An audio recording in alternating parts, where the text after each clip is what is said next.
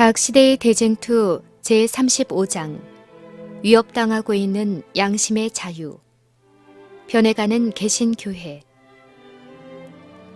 오늘날 로마교는 이전보다 훨씬 더 호감으로 개신교의 인정을 받고 있다. 천주교가 우세하지 못한 나라들에서는 법안교도들이 세력을 얻기 위하여 융화적 태도를 취하고 있으며 개신교회들과 법왕의 교권 제도를 분리시키는 그 교리에 관하여 점차적으로 무관심해지는 경향이 있다. 결국 개신교도들이 지금껏 생각해왔던 것만큼은 중요한 점에 있어서 큰 차이가 없다는 것과 우리 편에서 조금만 양보하면 로마교를 더욱 잘 이해할 수 있게 될 것이라는 의견이 세력을 더해가고 있다. 일찍이 개신교도들은 매우 고귀한 값을 지불하고 얻은 양심의 자유를 높이 평가한 때가 있었다. 그들은 자녀들에게 법왕교를 거부하도록 가르쳤고 로마교와 조화를 이루고자 노력하는 것은 하나님께 불충성한 일이 된다고 주장하였다. 그러나 오늘날에 표현되고 있는 의견은 얼마나 큰 차이가 있는가. 법왕권을 옹호하는 자들은 그 교회가 중상을 받아왔다고 주장하며 개신교계에서도 그 말을 인정하는 경향을 보이고 있다. 많은 사람들은 무지와 암흑의 세기 동안에 그 교회의 지배의 특징이 되었던 포악과 모순으로 오늘날의 그 교회를 판단하는 것은 옳지 않다고 주장한다. 그들은 그 두려운 잔인성을 그 시대의 미개함에 돌리고 근대 문화의 영향이 그 교회의 생각을 변화시켰다고 주장한다. 그 사람들은 그 거만한 세력이 800년 동안 주장해온 법왕 무료설을 잊어버렸는가? 그 주장은 철회되기는커녕 도리어 19세기에 있어서는 이전보다 더욱 확고해졌다. 로마교는 교회는 결코 오류가 없었고 성경 말씀에 따르면 미래에도 그러할 것이다 라고 주장하고 있기 때문에 로마 교회가 과거에 지배되어 온 원칙을 어떻게 포기할 수 있겠는가? 법왕교회는 그 무료설을 결코 철회하지 아니할 것이다. 법왕교회의 교리를 부인한 자들에게 자행한 온갖 박해를 그 교회는 정당하다고 주장한다. 그러므로 만일 기회가 주어진다면 그는 동일한 일을 반복하지 아니하겠는가? 현재 세속적 정부들에 의하여 과해져 있는 억제가 제거되고 로마교가 이전의 권세를 회복하게 되면 그의 박해와 학정이 급속히 부활될 것이다. 북미 합중국에서의 로마교. 어떤 유명한 저자는 양심의 자유에 대한 법왕권의 태도와 그 정책의 성공으로 특별히 북미 합중국을 위협하는 위험에 대하여 다음과 같이 말한다. 북미 합중국이 로마 천주교에 대하여 느끼는 불안을 종교적 편협이나 유치한 태도라고 생각하는 자들이 많다. 그런 사람들은 로마 천주교의 특성과 태도에서 우리 자유로운 제도의 적대적인 것을 아무것도 보지 못하거나 아니면 로마 천주교의 성장에서 불길한 것을 발견하지 못하는 자들이다.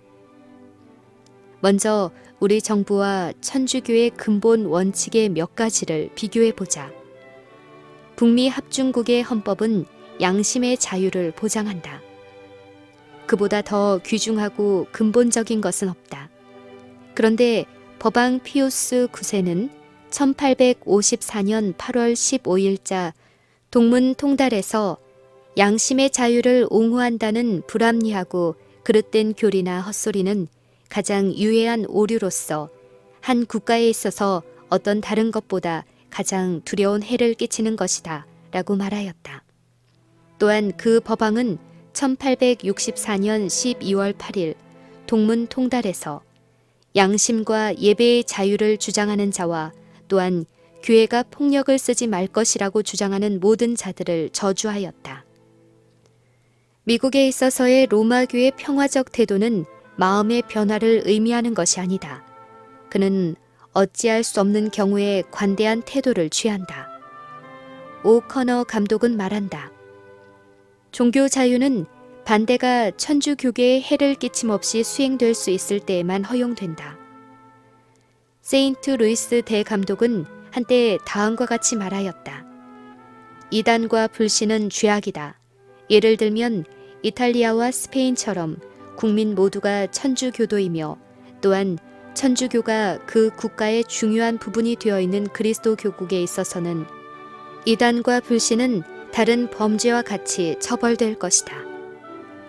천주교의 모든 추기경과 대주교와 주교들이 법왕에게 하는 충성의 맹세에는 다음과 같은 말이 들어있다. 나는 이단자들과 분열을 일으키는 자들, 그리고 즉 법왕과 그 후계자를 반역하는 자를 극력 반대하고 박해하겠나이다. 로마교 내에도 참된 그리스도인들이 있는 것이 사실이다. 그 교회에 속한 무수한 사람들이 그들이 받은 빛을 따라 최선껏 하나님을 섬기고 있다. 그러나 그들은 하나님의 말씀을 접하도록 용납되지 않고 있기 때문에 진리를 깨닫지 못한다. 그들은 진심으로 드리는 예배와 단지 형식과 의식만을 반복하는 것과를 구별하지 못하고 있다. 하나님께서는 혼미하고 만족을 줄 수 없는 신앙의 교육을 받은 그들을 긍휼이 많은 자비의 눈으로 주목하신다. 하나님께서는 그들을 두르고 있는 짙은 암흑을 꿰뚫을 수 있는 빛을 주실 것이다. 하나님께서는 예수님께서 말씀하신 그대로의 진리를 그들에게도 계시해 주실 것이며 많은 사람들은 하나님의 백성과 함께 그들의 입장을 같이 하게 될 것이다. 로마 교회 세력 확장. 그러나 오늘날도 로마 교회 제도는 과거의 역사에서처럼 그리스도의 복음과 전혀 조화되지 아니한다. 개신교회들은 큰 암흑 속에 묻혀 있다. 그렇지 않았더라면 그들은 시대의 징조를 분별하였을 것이다. 로마교는 그의 계획과 경영 방식이 매우 원대하다.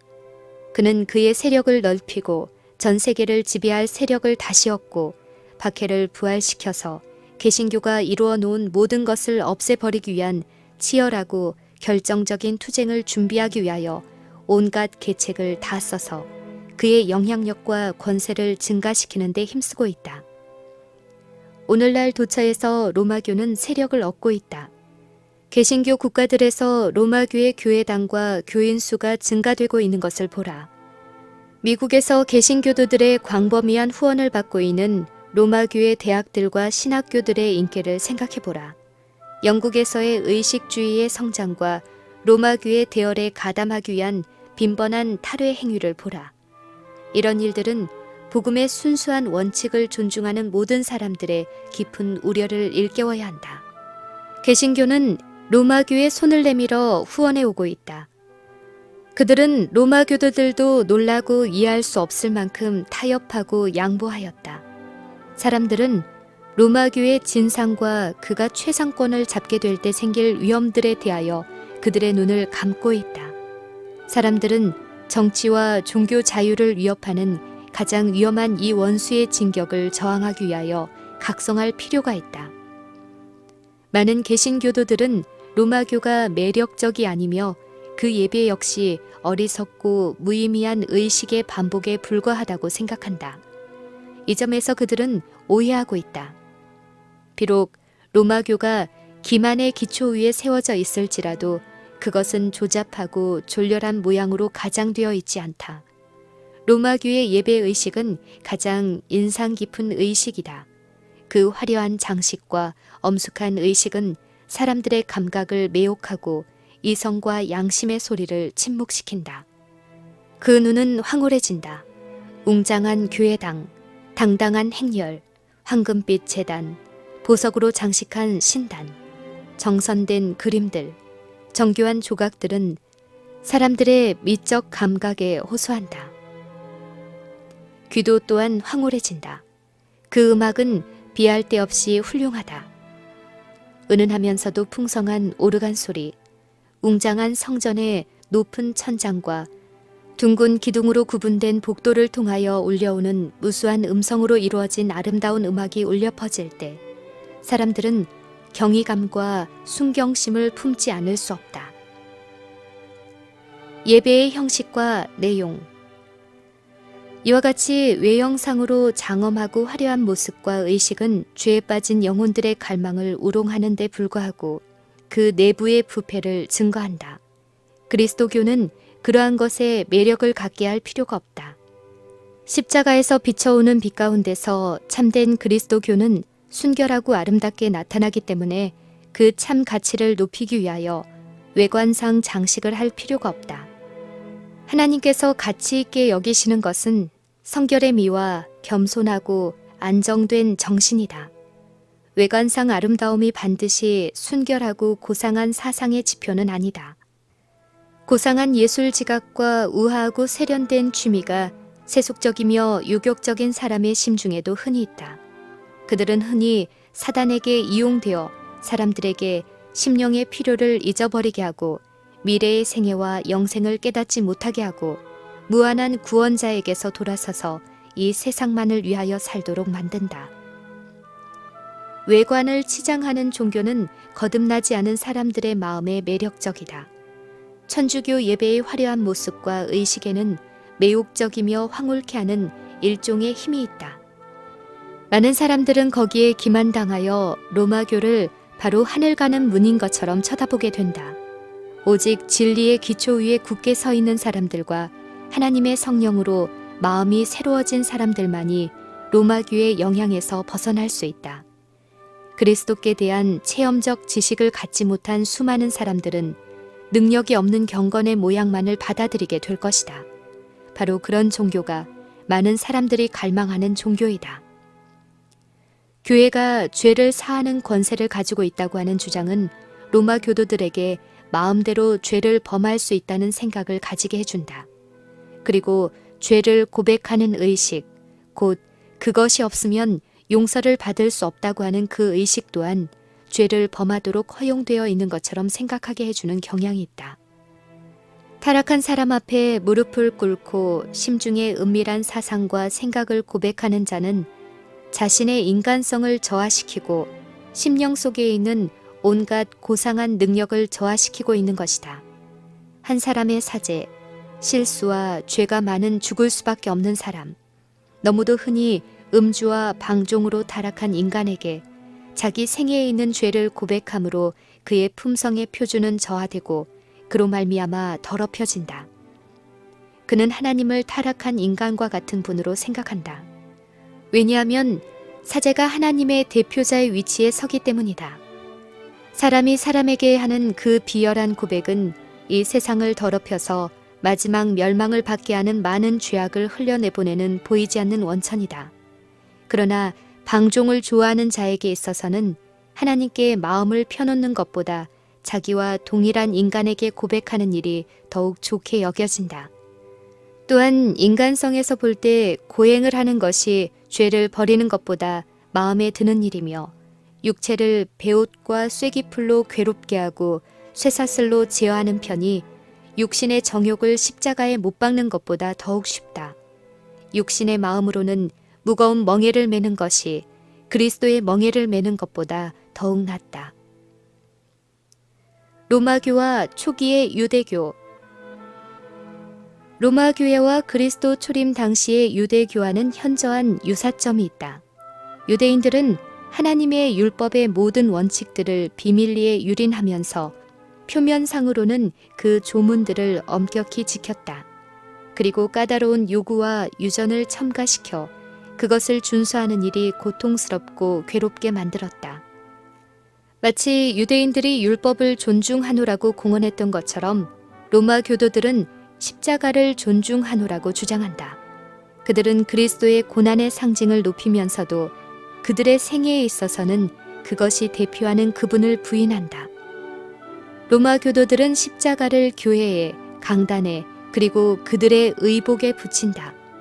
어디에서나 십자가의 휘장을 보게 된다. 외관상으로는 어디서나 그것이 존경과 높임을 받는다. 그러나 그리스도의 교훈들은 무의미한 유전과 거짓된 해석과 엄격한 규칙들의 무더기 아래 묻혀버린다. 완고한 유대인들에 관한 구주의 말씀은 오히려 로마 천주교의 지도자들에게 더욱 정확히 적용된다. 무거운 짐을 묶어 사람의 어깨에 지우되 자기는 이것을 한 손가락으로도 움직이려 하지 아니한다.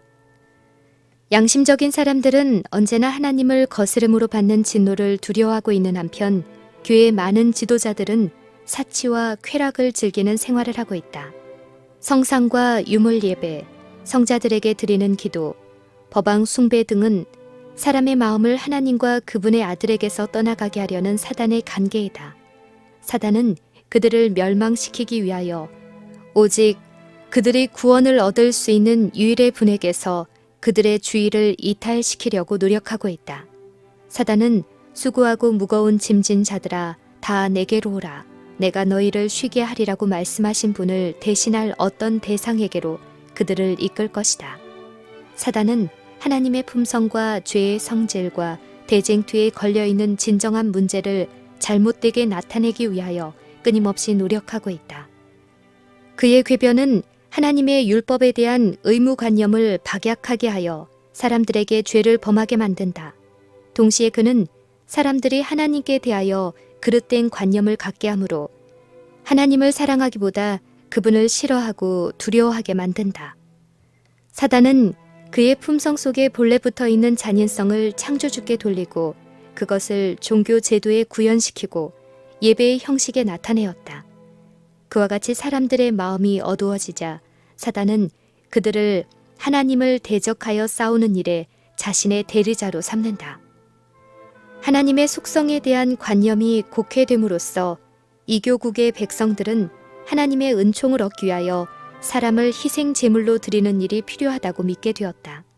그리하여 여러 가지 우상 숭배의 형태 하에서 무섭고도 잔인한 일들이 자행되어 왔다.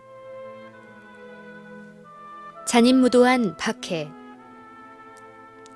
로마 천주교는 이교와 그리스도교의 형태를 혼합하고 또한 이교처럼 하나님의 품성을 잘못 나타내며 그에 못지않은 잔인하고 역겨운 수단들을 사용해왔다. 로마교의 전성시대에는 그의 교리를 받아들이도록 강요하기 위하여 고문하는 기구들이 사용되었다. 그의 주장을 인정하지 않는 자들을 위한 화형주가 있었다. 심판 때까지는 결코 알려지지 않을 어떤 규모의 대량 학살들이 감행되었다. 교회의 지도자들은 그들의 주인이 되는 사단의 지배 아래 그들의 희생물이 된 자들에게 최대의 고문을 하면서도 그 생명을 종식시키지 않는 방법을 고안하기 위하여 연구하였다. 많은 경우에 사람이 더 이상 견딜 수 없을 정도의 극악무도한 고문을 반복하였으므로 고통받는 자의 신체가 투쟁을 포기하였으며 그는 죽음을 즐거운 해방으로 환영하였다. 이런 것이 로마교에 반대하는 자들의 운명이었다. 로마교는 그 신봉자들에게도 채찍질과 굶주림의 고통과 인간이 고안해낼 수 있는 온갖 육체적 고통과 낙담시키는 방법으로 징계를 과하였다. 하늘의 은총을 얻기 위하여 회개한 자들은 자연의 법칙을 범함으로써 하나님의 율법을 범하였다. 그들은 사람의 지상생애를 복되고 즐겁게 해주시고자 하나님께서 마련해 주신 줄을 끊어버리도록 가르침을 받았다. 선천적 애정을 억제해버리고 그들의 동료 인간들에게 대한 동정의 생각과 감정을 갖는 것이 하나님을 거스르는 일로 생각하여 그것들을 억누르기 위한 헛된 노력에 그들의 생애를 허비한 무수한 희생자들이 교회의 묘지에 누워있다. 과거 수백 년 동안 하나님을 알지 못하는 나라들에서가 아니라 바로 그리스도 교국의 중심부와 그 전역에서 사단이 나타낸 잔인성을 알고자 하면 로마교의 역사를 살펴보기만 하면 된다. 이 거대한 기만의 조직을 통하여 악의 왕은 하나님께 욕을 돌리고 인류를 불행하게 하는 그의 목적을 수행한다.